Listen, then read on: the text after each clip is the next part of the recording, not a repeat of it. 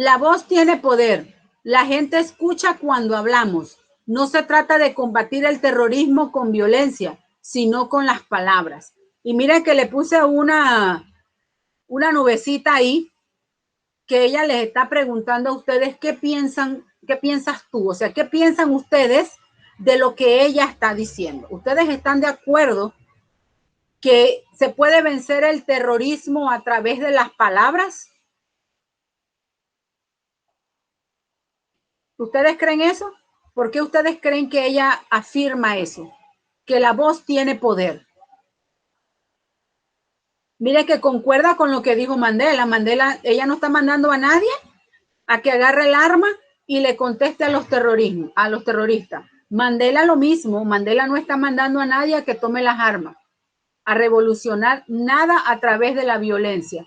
Y esta está mandando a que el terrorismo, que ustedes saben que eso es algo sinónimo de muerte, que donde llegan, bombardean, matan y todo lo demás, ella dice que a través de las palabras se puede vencer el terrorismo.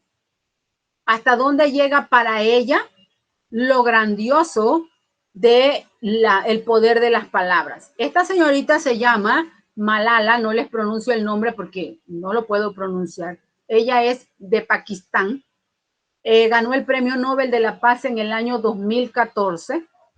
Ella era una mujer que luchaba por la educación de las mujeres en su pueblo. Sabrán ustedes que en Pakistán las mujeres no tenían muchos derechos. Entonces ella, ustedes si leyeran la biografía de ella, ustedes se van a dar cuenta igual todas las peripecias que pasó Malala para poder lograr tener derecho a la educación. Y si usted busca en internet, usted se va a dar cuenta que para ella las palabras y la educación son sinónimo de lucha. ¿Por qué? Porque el mismo contexto social donde ella vivió, o donde ella vive, perdón, porque no se ha muerto, donde ella vive en su época, en su país, la llevó a ella a luchar en contra de las injusticias que se cometían en contra de las mujeres, incluida ella. Entonces ella pues lo hizo a través de la palabra, no a través de la rebelión directamente con las armas. Vamos a ver entonces las biografías. ¿Qué son las biografías? Es la historia de la vida de una persona que narra los acontecimientos cronológicamente y que son los acontecimientos más importantes de la vida de una persona. Con una biografía yo puedo estudiar los contextos históricos y sociales que vive un determinado personaje, un determinado pueblo, un determinado país en una época determinada. Eso lo van a ver ustedes con Mandela y con Gandhi. ¿Cuál es la vida que los rodeó a ellos? ¿Qué situación política y social vivió cada uno de ellos para poder que ellos elevaran su voz de protesta? Mire que dije voz de protesta en contra de la situación que se vivía en esa época en su pueblo. ¿Cuáles son las características de las biografías? En las biografías deben presentar, además de el nacimiento, la muerte, los estudios, debe presentar hechos importantes y relevantes tanto de la vida del personaje que se estudia como de la situación social, política y económica que los rodea.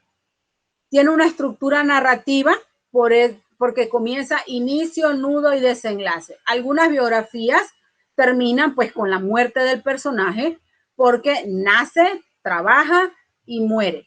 En el caso de Malala, ella no ha muerto, entonces esa biografía no tiene un final todavía. O sea, se puede seguir escribiendo sobre la vida de Malala porque ella todavía está trabajando a favor de sus ideales.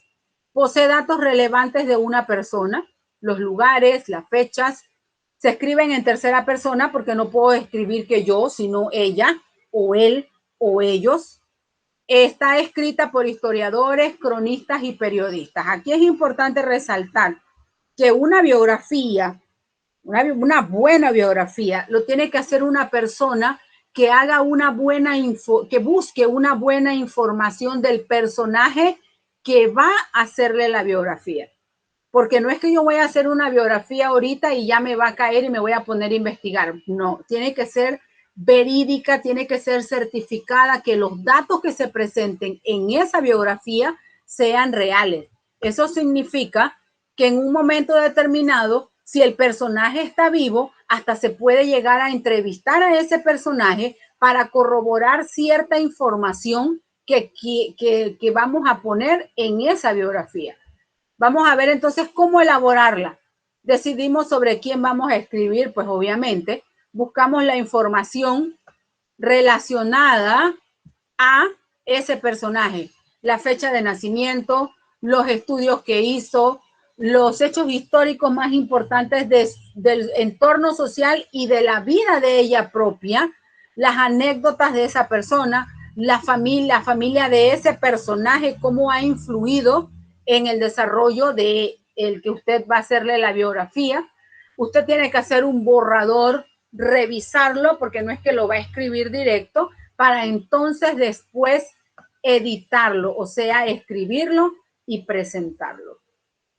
Una biografía no es lo mismo que una autobiografía.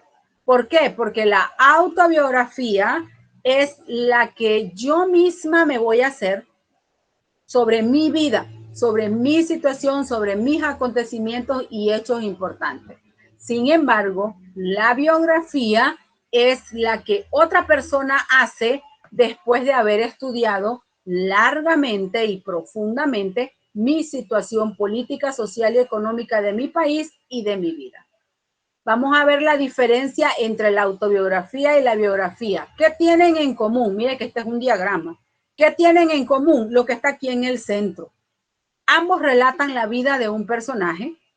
La información debe ser verídica para poder presentarla. Deben presentar datos como nacimiento, educación, carrera, logros y fracasos. La biografía es realizada en tercera persona. Esta es una síntesis de la que ya habíamos hablado. Suele ser objetiva, puede ser autorizada o no autorizada. Las biografías no autorizadas son más propensas a tener errores. ¿Por qué? Porque hay cosas, vamos a decir que son datos que no son ciertos de un personaje y las ponen como si fuera verídico dentro de una biografía. En la autobiografía, pues obviamente ya les dije que una persona que escribe sobre sí mismo puede ser muy íntima y reveladora porque yo misma estoy escribiendo y yo sé lo que yo quiero poner. Presento mis sentimientos y no necesito del permiso de nadie porque obviamente yo misma me voy a dar permiso para escribirla. ¿Cómo yo puedo hacer una autobiografía? Voy a escoger, esta es una esquematización de cómo usted puede empezar a hacerla para después entonces redactarla. La fecha y el lugar de nacimiento, los acontecimientos de su niñez, los acontecimientos importantes o actuales, ahí pueden poner también los acontecimientos de la adolescencia, los acontecimientos de la edad un poquito ya más avanzada y qué adjetivos usted utiliza para describirse. Aquí en la autobiografía usted puede hacer una descripción física y moral de usted mismo, porque ¿quién más que usted para decir cómo es moralmente? ¿Quién más que usted para describirse de manera física? Los rasgos físicos de su cuerpo, de su cara, y la parte moral, pues cómo es usted, sus sentimientos, sus emociones, lo que le gusta, lo que no le gusta. Este es otro formato de cómo se puede hacer el esquema para entonces después darle coherencia y cohesión a esas ideas y redactar la biografía. Esta que está aquí es otra manera de presentar una biografía. Las que le presenté anteriormente son autobiografías, las dos. Aunque así usted también la puede usar para enfocarla a la biografía. Esta ya es una manera más práctica de presentar, más llamativa, de presentar la vida de un personaje. Mire, esta señora que está aquí, mire, ella misma se está presentando. Soy Mary Curie. Esa señora, junto con su esposo, aquí presenta el nombre verdadero de ella, junto con su esposo, hicieron todos los estudios relacionados a la radioactividad. ella, ay señor, ella junto con su esposo. En esos estudios le costaron a ella la vida, porque mientras ella estaba haciendo los estudios sobre la radioactividad, resulta que ella descubrió que era perjudicial para el cuerpo humano. ¿Y cuándo lo descubrió? Cuando ella se enfermó. O sea que a ella sus estudios le costaron la vida. Además de eso, es importante señalar que la señora se ganó 2 premios Nobel, uno de física y uno de química. Antes que ella, nadie lo había logrado. Eso está aquí, ¿ve? En los datos que se presentan. Ella falleció, ya les dije, a causa de una leucemia a los 67 años, producto de sus estudios de la radioactividad. Descubrió 2 elementos químicos en la tabla periódica, que mire la trascendencia de ella y de su esposo, que han quedado en la eternidad como 2 elementos de la tabla periódica. Fue la primera mujer en dar clase en una universidad en Francia, y esa es la relevancia de esta señora. Hay otros datos súper importantes de la vida de ella, pero esos datos son los que usted puede grabarse o usted puede tener como base para hablar sobre la vida de Marie Curie. Miren lo que ella dice aquí: en la vida no hay nada que temer, solo hay cosas que comprender. Mire lo importante de su pensamiento, que no hay que tenerle miedo a las cosas, sino tratar de comprenderlas. Y el no tenerle miedo a la radioactividad la llevó a perder la vida y a enfermarse. Aquí es otra manera de presentar una biografía, pero este sería para un trabajo. Aparecen los datos del futbolista Diego Armando Maradona. Aquí este taller presenta para que usted pusiera las preguntas, y aquí usted se va a dar cuenta cuáles son las preguntas básicas que debe abarcar una biografía. Después que usted la leyera, entonces usted va a ver cómo ordenarla de una manera cronológica, porque la biografía tiene esa característica, que presenta los datos de manera cronológica. Este taller, mire cómo comienza la biografía de Maradona. ¿Cómo debiera empezar una biografía? Con el nombre y la fecha de nacimiento. Ajá, aquí está. Y fallecimiento. Bueno, el de fallecimiento es opcional porque usted la puede poner al final, ya como cierre de la biografía, pero sí con el año de nacimiento, donde nació, qué estudió, y aquí dice, del astro de fútbol podemos decir que nació en el año 1960 en la ciudad de Lanús, provincia de Buenos Aires, Argentina. Ahí comienza bien. ¿Qué pregunta responde? ¿Dónde nació?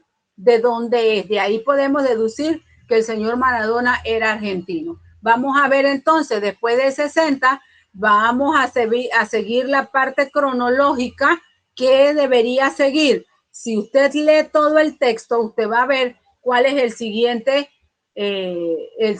dato importante de la vida de él que debiera aparecer. Y así usted aquí se va dando cuenta de todos los datos importantes que debe tener una biografía y el orden que debe llegar, porque es importante el orden de los datos que usted presente. Usted lee esta biografía y usted probablemente no la va a entender porque no está en orden.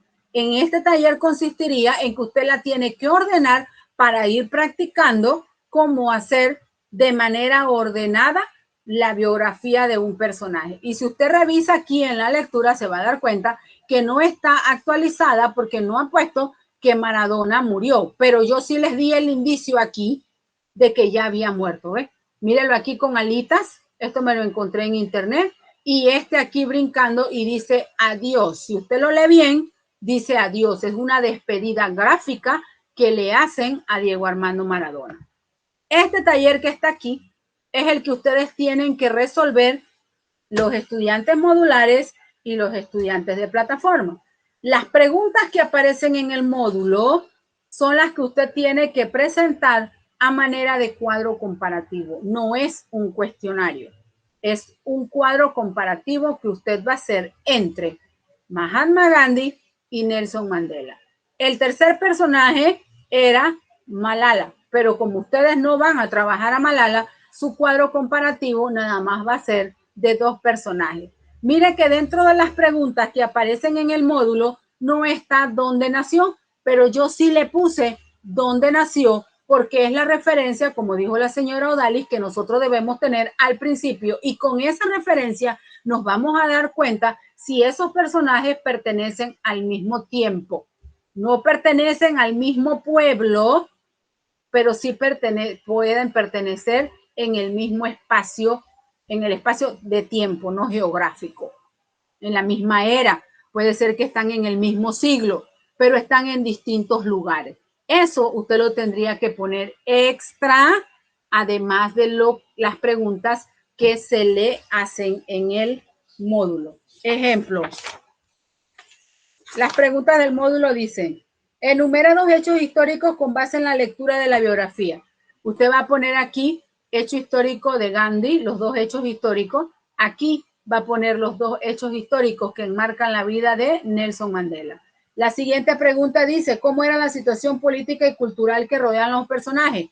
Aquí, ¿cómo era la situación política y social de Gandhi? Aquí, ¿cómo era la situación política y social de Mandela? Y a medida que usted va desarrollando las preguntas, usted va haciendo un cuadro comparativo entre los 2 personajes. Y al final, si se murieron, usted le va a poner dónde murió, la fecha de muerte de cada uno de esos personajes.